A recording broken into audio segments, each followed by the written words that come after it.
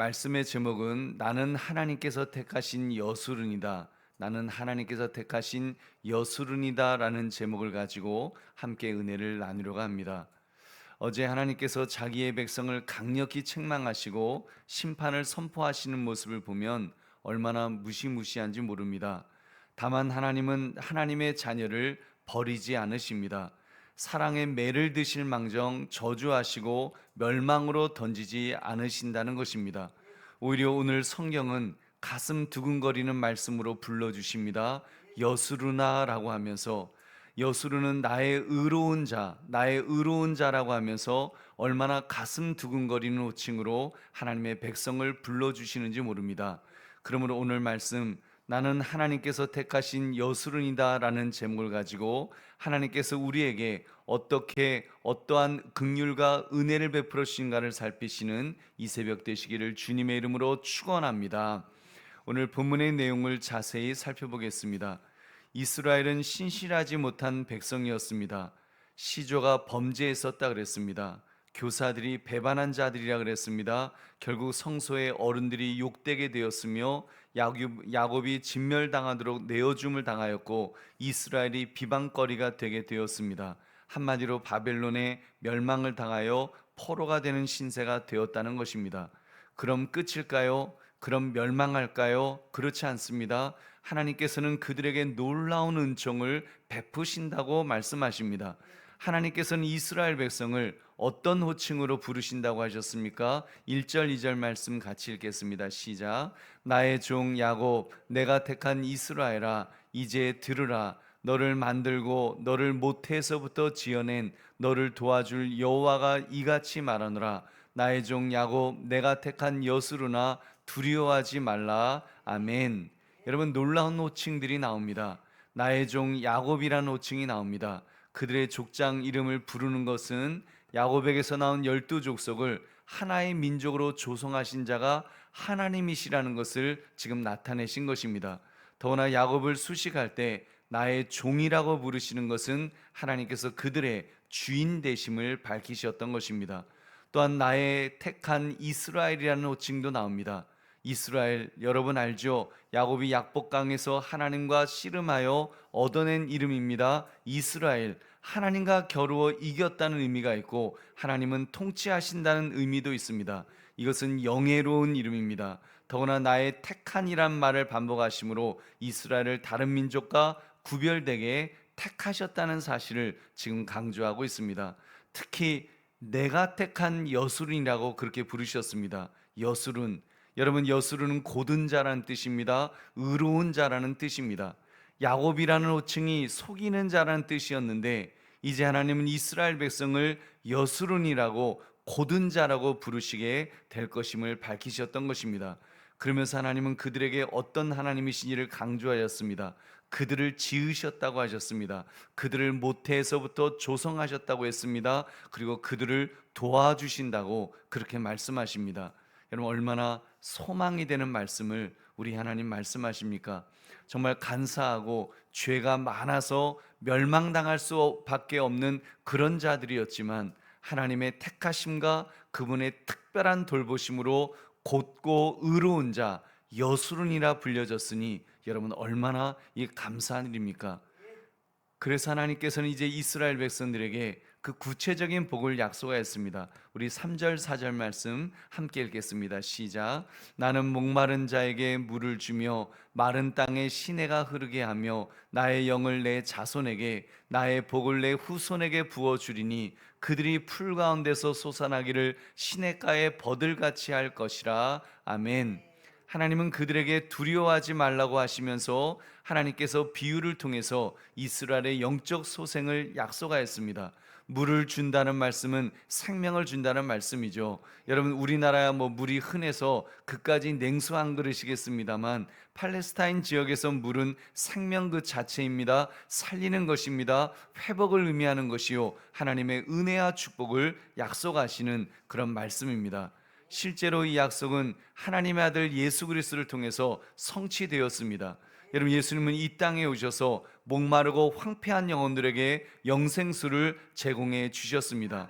여러분, 요한복음 4장 13절 14절을 보면 예수께서 대답하여 이르시되 이 물을 마시는 자마다 다시 목마르느니와 내가 주는 물을 마시는 자는 영원히 목마르지 아니하리니 내가 주는 물은 그 속에서 영생하도록 솟아나는 샘물이 되리라. 아멘. 여러분, 샘물이 되리라. 정말 영생하도록 솟아나는 샘물이 된다. 여러분, 물은 그런 것입니다. 살리는 것입니다. 살려줍니다. 여러분, 우리 또 말씀드립니다만 우리나라는 워낙 정말 삼천리 금수강산이라서 이렇게 물이 별로 귀한지를 모릅니다. 근데 여러분, 그 비가 내리면 사막 같은 그런 땅도, 척박한 땅이었던 땅도 그 비가 내리면 거기서 잎이 나오고 꽃이 피면서 정말 얼마나 아름다운 땅으로 바뀌어지는지 모릅니다. 다시 소생케 하시는 그런 은혜가 있는 줄로 믿습니다. 요한복음 7장 37절 38절도 주님 말씀하십니다. 명절 끝날고 큰 날에 예수께서 서서 외쳐 이르시되 누구든지 목마르거든 내게로 와서 마시라. 나를 믿는 자는 성경의 이름과 같이 그 배에서 생수의 강이 흘러나오리라 하시니. 아멘. 결국 이 말씀도 나의 영을 내 자손에게 부으신다는 말씀의 성취로 주어진 것입니다. 나의 영 곧 성령을 그 자손에게 부어주신다는 것이죠.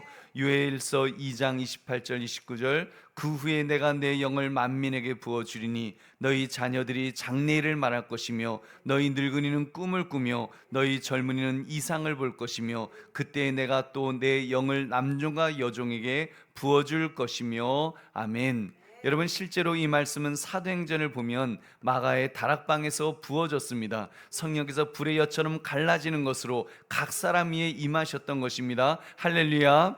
여러분, 결국 이런 회복은 이스라엘뿐만 아니라 주위에 있던 이방 사람들 역시도 이스라엘을 통해서 하나님께 돌아오는 역사를 일으킬 것이라고 말씀합니다. 우리 5절 말씀 같이 읽겠습니다. 시작. 한 사람은 이르기를 나는 여호와께 속하였다 할 것이며 또 한 사람은 야곱의 이름으로 자기를 부를 것이며 또 다른 사람은 자기가 여호와께 속하였음을 그의 손으로 기록하고 이스라엘의 이름으로 존귀히 여김을 받으리라. 아멘. 여러분, 여호와께 속하였다고 이제 이스라엘 백성들이 아닌 사람들도 여호와께 속하였다, 야곱의 이름으로 자기를 부르고, 여러분, 이런 일들이 그 열방의 사람들이 주님 앞에 돌아오는 역사들이 있지 않습니까?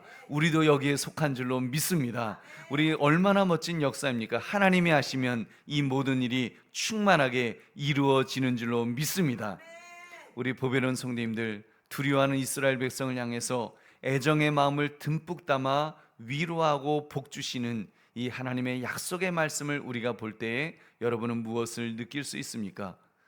믿음의 사람은 역시 험하고 지옥 같은 세상 속에 산다 할지라도 하나님의 위로와 소망의 약속을 바라보며 평강 가운데 살 수 있음을 우리는 깨닫게 됩니다.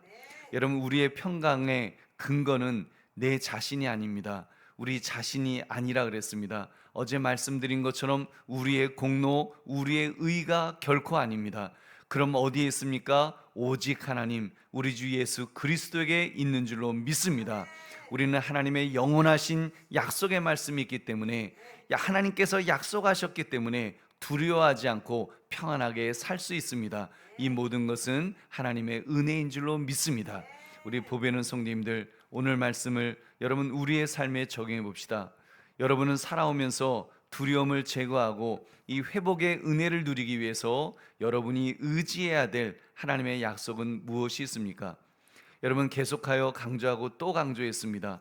여러분, 우리의 삶의 근거는 우리 자신이 아닙니다. 내 자신이 아닙니다. 여러분, 정말 오직 하나님이신 줄 믿으시기 바랍니다.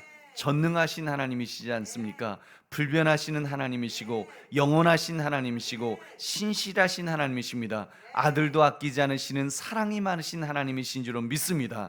구원의 근거가 곧 하나님에서부터 온다라는 사실입니다. 여러분, 그럼 우리는 안심할 수 있지 않겠습니까? 불안정한 내 자신에게 있다면 불안할 수밖에 없지만, 여러분, 하나님에게 있다면 우리가 무엇을 염려하겠습니까? 나는 할 수 없으나 하나님은 하실 수 있는 줄로 믿습니다. 그렇기 때문에 하나님의 약속의 말씀을 붙듭시다. 그 약속의 말씀을 의지합시다. 그리고 말씀이 가라는 데까지 우리는 가면 됩니다. 말씀이 멈추라고 하면 즉각 멈추면 되는 것입니다. 이것이 믿음의 사람이 취해야 될 마땅한 태도인 것입니다. 여러분, 약속의 말씀을 붙들고 믿음으로 담대하게 발걸음을 내딛기 위해서 여러분 지금 결단합시다. 하나님만을 의지하기를 결단하시기를 주의 이름으로 축원합니다. 하나님 이외에는 아무것도 의지하지 않고 바라보지 않겠다라고 그렇게 결단합시다. 그렇게 할 때 하나님께서 우리에게 은혜를 베풀어 주십니다. 하나님께서 나의 하나님이 되어 주십니다. 그가 나를 이끄실 것입니다. 푸른 초장 쉴만한 물가로 이끌어 주십니다. 때로는 내가 부족하면 채워서라도, 내가 더러우면 닦아서라도, 내가 망가졌으면 고쳐서라도 하나님은 나를 이끌어 주실 것입니다. 여러분, 이것이 얼마나 정말 우리 감사한 일입니까? 그러므로 나는 하나님께서 택하신 여수른이다, 이 제목처럼 나를 의로운 자로 세우시는 그 하나님을 바라보며 믿음으로 하나님의 기대대로 살겠습니다. 결단할 수 있는 저와 여러분 되시기를 주님의 이름으로 축원합니다.